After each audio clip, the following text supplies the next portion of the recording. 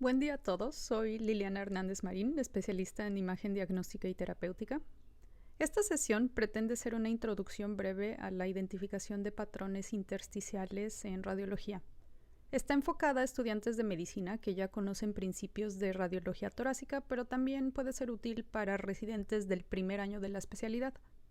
Cubrimos principios básicos de radiología torácica, tal vez no a un nivel experto, pero si no conocen lo más básico de radiología torácica, tal vez se dificulte la aplicación de estos conceptos y los invitaría a revisar los videos previos que tenemos en la serie de radiología torácica.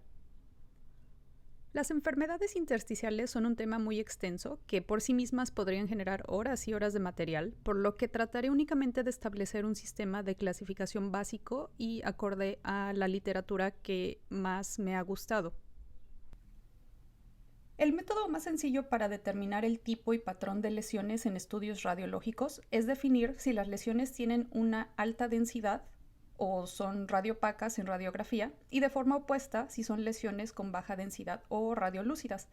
Las lesiones de baja densidad o radiolúcidas pueden ser lesiones sin pared o con pared, dependiendo si se trata de enfisema, bula, cavitación, neumatocele, quistes o patrón de panalización.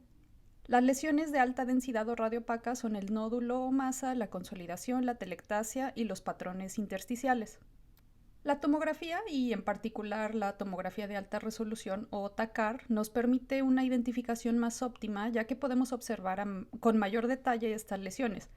E incluso podemos determinar que puede existir combinación de muchos patrones de lesión dependiendo de la patología que estemos visualizando.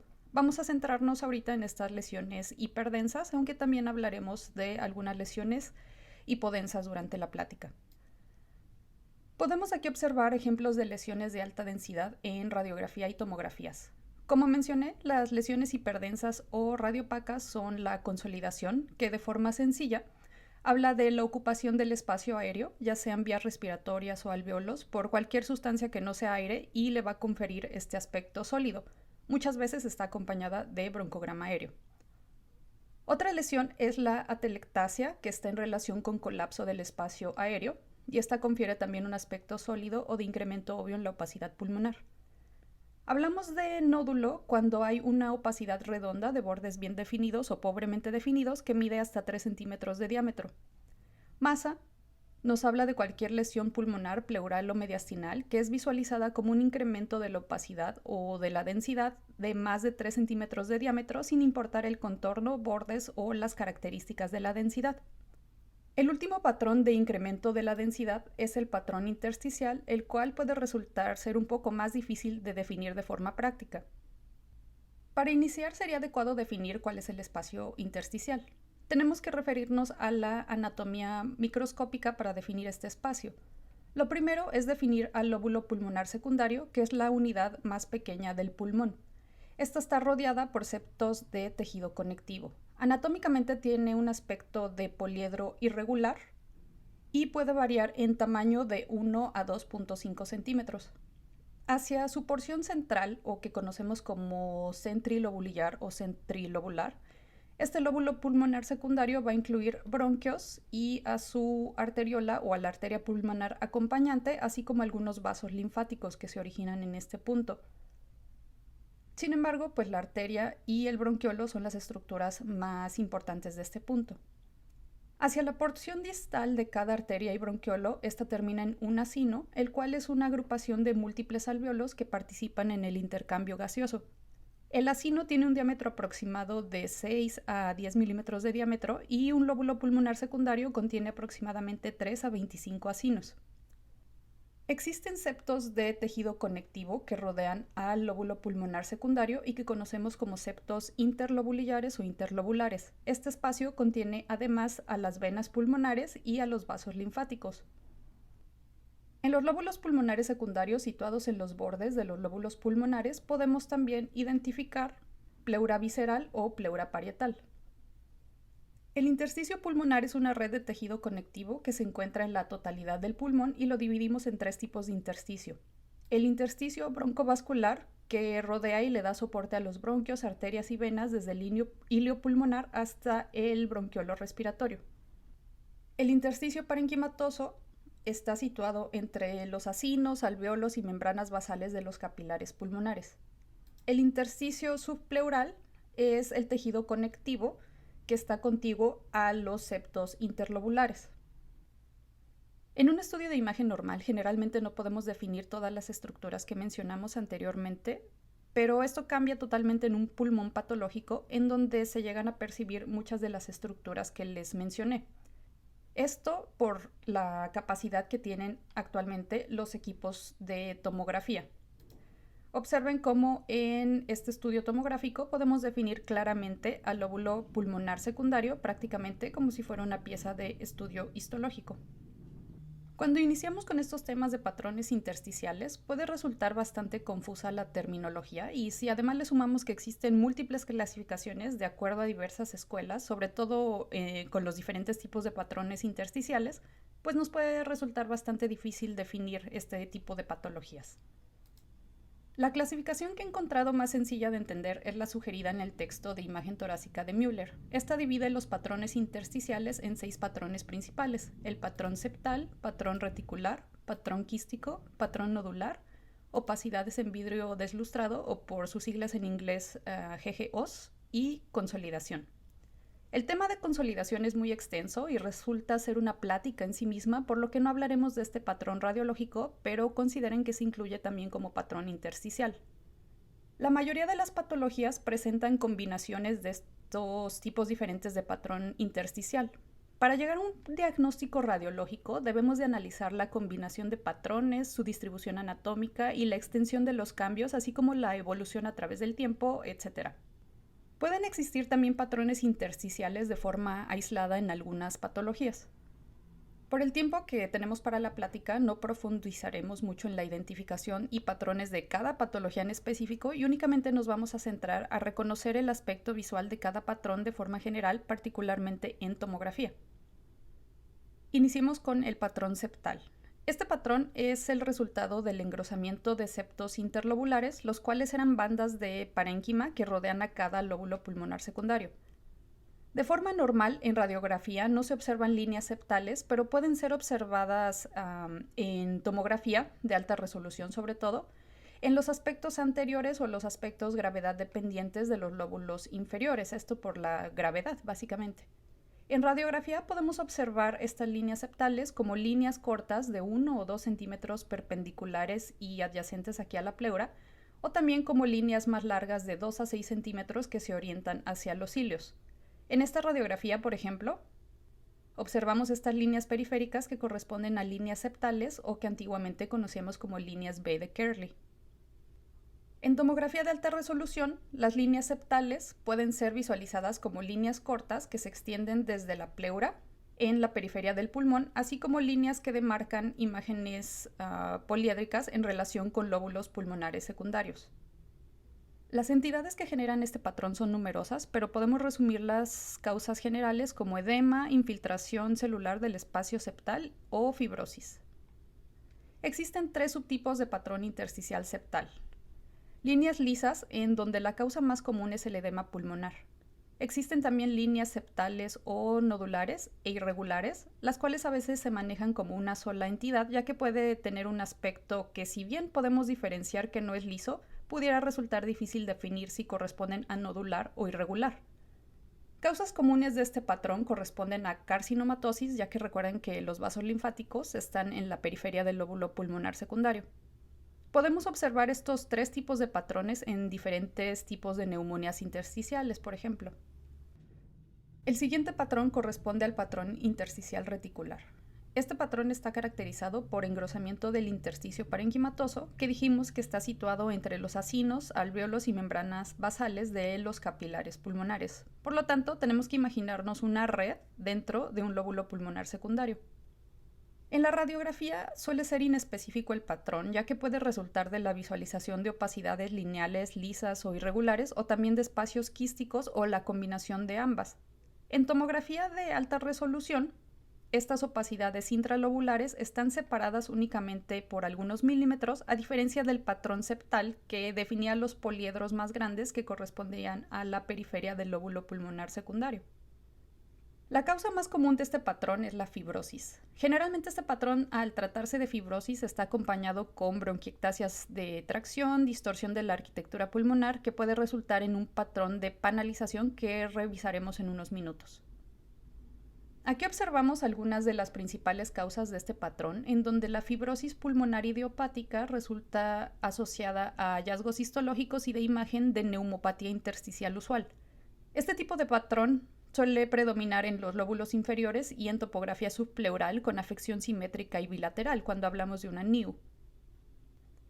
Otras patologías en donde comúnmente podemos visualizar este tipo de patrón reticular, aunado a otros hallazgos, es la neumonía intersticial no específica, en donde además es frecuente observar opacidades en vidrio deslustrado. También podemos observar este patrón en fibrosis pulmonar asociada a colagenopatías vasculares, neumonitis por hipersensibilidad, asbestosis o sarcoidosis. Ya les mencioné que la neumonía intersticial usual está asociada a fibrosis pulmonar. En esta patología se suele encontrar además este tipo de patrón formado por destrucción y fibrosis pulmonar con quistes que tienen una pared fibrosa de grosor variable. Estos hallazgos corresponden a pérdida de la arquitectura de los acinos y pueden notar que tiene un aspecto de cavidades pequeñas que son quistes. Este es el patrón de panalización. Este patrón de panalización representa tejido pulmonar fibrótico y destruido que contiene numerosos espacios quísticos con paredes fibrosas, como les mencioné. Estos quistes pueden variar desde algunos milímetros a algunos centímetros de diámetro y generalmente este patrón tiende a ser subpleural cuando estamos hablando de neumonía intersticial usual. El siguiente patrón corresponde al patrón quístico, que está formado por múltiples espacios aéreos redondos que contienen aire con una pared definida. En general usamos este término para describir algunos espacios aéreos agrandados de forma difusa y es muy característico de algunas patologías. La panalización que mencioné anteriormente resulta ser un tipo de patrón quístico, pero como mencioné también está asociado con el patrón reticular. En este caso estamos hablando de un patrón quístico aislado.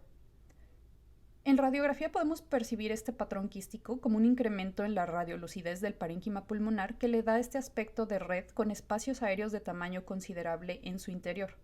En tomografía resulta característica la visualización de la hipodensidad correspondiente al agrandamiento del espacio aéreo con una pared visualizable. Las enfermedades modelo que presentan este patrón, además de la panalización, es la histiocytosis pulmonar de células de Langerhans, que es muy prevalente en adultos jóvenes y asociada con fumadores. También es típica la visualización de este tipo de patrón en las linfangioleiomyomatosis, en las cuales están causadas por un incremento anormal de las células del músculo liso en las estructuras vasculares pulmonares y en los alvéolos, que resulta en formación de este tipo de quistes. Otras patologías que pueden presentar este tipo de patrón son estas que vemos aquí en la lista. El siguiente patrón es el patrón nodular. Este patrón está caracterizado por la presencia de múltiples opacidades redondas que miden menos de 1 centímetro. Este patrón resulta de la expansión del intersticio parenquimatoso por infiltrado celular de aspecto esférico, también por expansión de tejido fibroso o de ambos.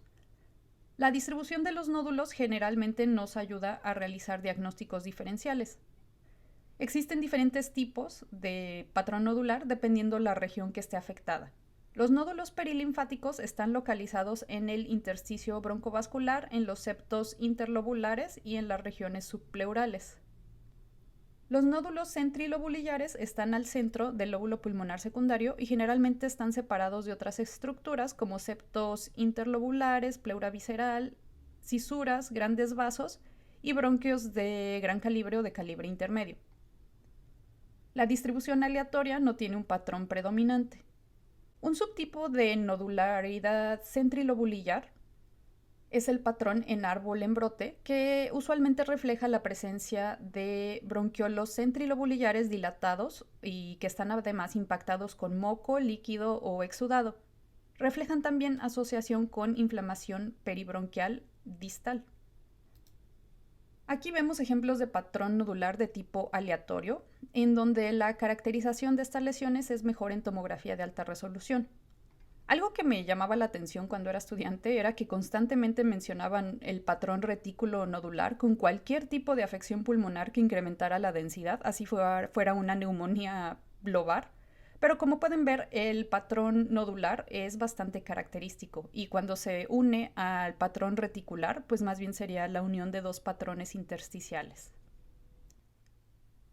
Una de las cosas que más se me dificultaba al inicio era diferenciar los diferentes patrones e identificar si es de tipo aleatorio, centrilobulillar o perilinfático este tipo de patrón nodular. Existen algunos tips para hacerlo. Lo primero es preguntarnos si los nódulos en tomografía de alta resolución tocan las pleuras o cisuras. Si los nódulos no tocan las pleuras o cisuras, se tratan de nódulos centrilobulillares. Lo siguiente es preguntarnos si los nódulos centrilobulillares corresponden a nódulos con patrón en árbol en brote, que como su nombre lo indica, tienen este aspecto nodular hacia la topografía distal de vías respiratorias de pequeño calibre. Si los nódulos tienen un aspecto de árbol en brote, lo cual es muy característico, lo más probable es que este patrón esté causado por infección de vías aéreas de pequeño calibre o aspiración de alguna sustancia que se impacta en las regiones terminales de las vías respiratorias. A veces llega a ser bastante sutil, pero es muy característico. Si los nódulos no tienen aspecto de árbol en brote, podríamos considerar que se puede tratar de una neumonitis por hipersensibilidad o bronquiolitis respiratoria. Como vemos aquí, diferentes tipos de nódulos de afección centrilobulillar. Habría que apoyarse con los médicos clínicos para definir el diagnóstico más probable acorde a los hallazgos clínicos del paciente. Si los nódulos tocan pleuras y cisuras, hay que preguntarnos cómo están distribuidos. Si vemos nódulos en todas las regiones y además nódulos centrilobulillares, el patrón va a corresponder a un patrón aleatorio. Este patrón aleatorio es típico de infecciones de tipo miliar, como puede ser tuberculosis o de metástasis. Para los patrones nodulares, estas reconstrucciones de proyecciones de máxima intensidad o MIPS son bastante útiles. Cuando los nódulos tocan pleuras y cisuras y además tienen una distribución asimétrica formando grupos focales de nodularidad, podemos considerar que corresponde a un patrón perilinfático, como en este ejemplo, en donde la agrupación tiende a ser peribroncovascular también. Este tipo de patrón es característico de la sarcoidosis o de las afecciones linfangíticas, como pueden ser, por ejemplo, metástasis o afección linfangítica pulmonar benigna, maligna o entre otras. El siguiente patrón corresponde al patrón de opacidad en vidrio deslustrado, el cual consideramos que está presente cuando existe un incremento difuso de la opacidad que no borra a los vasos en la región afectada. Este patrón es frecuentemente identificado en tomografía de alta resolución, pero puede llegar a ser difícil de reconocer en radiografías torácicas, ya que suele ser muy sutil. En tomografía de alta resolución, el patrón lo único que realmente hace es reflejar la presencia de anormalidades que están por debajo del límite de resolución de una tomografía de alta resolución. Aquí estamos visualizando opacidades en vidrio deslustrado, en donde pueden notar que los vasos aún son visualizables dentro de este parénquima pulmonar. Esto a diferencia de una consolidación, en donde existe un borramiento de los vasos y además es frecuente observar broncograma aéreo. Con la pandemia me imagino que quien estuvo interpretando tomografía de tórax observó ambos patrones al mismo tiempo, y esto de forma muy frecuente, ya que ambos hallazgos son criterios diagnósticos de neumonía por SARS-CoV-19, acompañado además de otro tipo de patrones intersticiales. Las causas más frecuentes de este tipo de patrón de opacidad en vidrio deslustrado son enfermedades intersticiales, enfermedades del espacio aéreo o enfermedades causadas por un incremento de volumen capilar sanguíneo, como en el caso de insuficiencia cardíaca congestiva o de alteraciones de la redistribución del flujo vascular, cualquiera que sea la causa. Como mencioné, todos los patrones que hemos visto anteriormente podemos observarlos como grupos de hallazgos y rara vez de forma aislada, a excepción de algunas patologías muy características. Hablábamos, por ejemplo, de la fibrosis pulmonar, en donde podemos observar patrón septal, reticular, quístico y observar también un patrón de panalización, etc.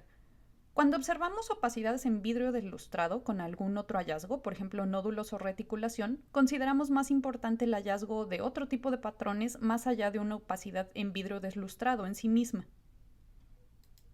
Dividimos estas causas de opacidad en vidrio deslustrado en agudas y crónicas. Las causas más comunes de opacidad en vidrio deslustrado, sobre todo asociado también a otro tipo de hallazgos, es la neumonía atípica, hemorragias pulmonares o síndrome de distrés respiratorio agudo. Observen aquí este paciente con neumonía por neumocistis Girovechi, como existe además de opacidad en vidrio deslustrado, sobreposición de patrón septal y reticular. Estas opacidades corresponden a hemorragia pulmonar. Pacientes que tienen síntomas respiratorios crónicos y opacidades en vidrio deslustrado, podemos sospechar neumonitis por hipersensibilidad como la causa más común de este patrón. También está asociado a diferentes tipos de neumonías intersticiales, como neumonía intersticial no específica, neumonía descamativa intersticial o una neumonía intersticial linfoide. También bronquiolitis respiratoria, enfermedad pulmonar intersticial, que es una entidad que suele estar asociada de forma muy frecuente en pacientes fumadores.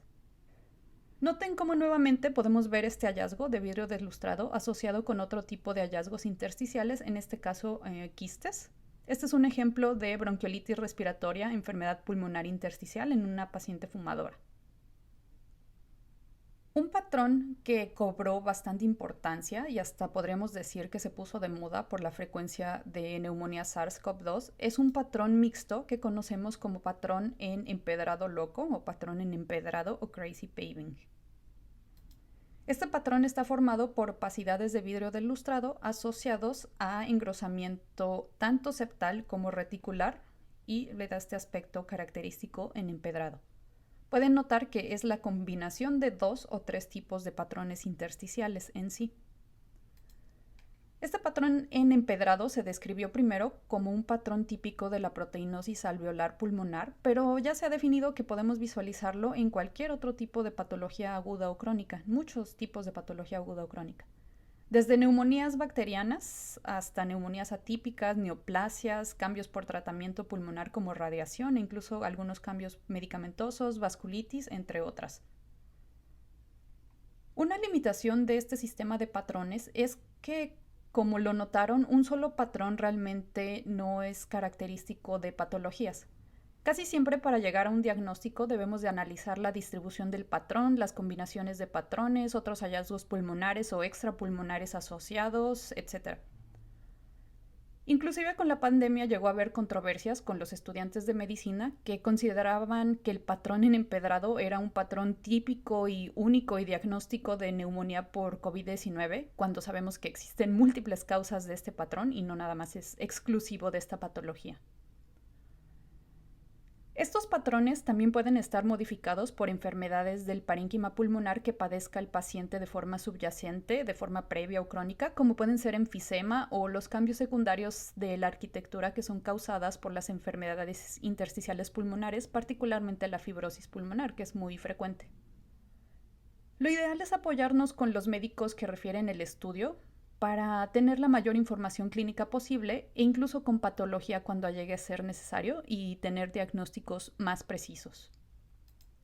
Esto es todo por el momento. Realizamos una revisión rápida y básica de los patrones que espero que sirva como un repaso o aclare algunos puntos sobre este grupo de enfermedades que a veces resultan ser algo misteriosas, por así decirlo, tanto en el contexto radiológico o incluso a veces en el contexto clínico. Agradezco su atención y les deseo un excelente día.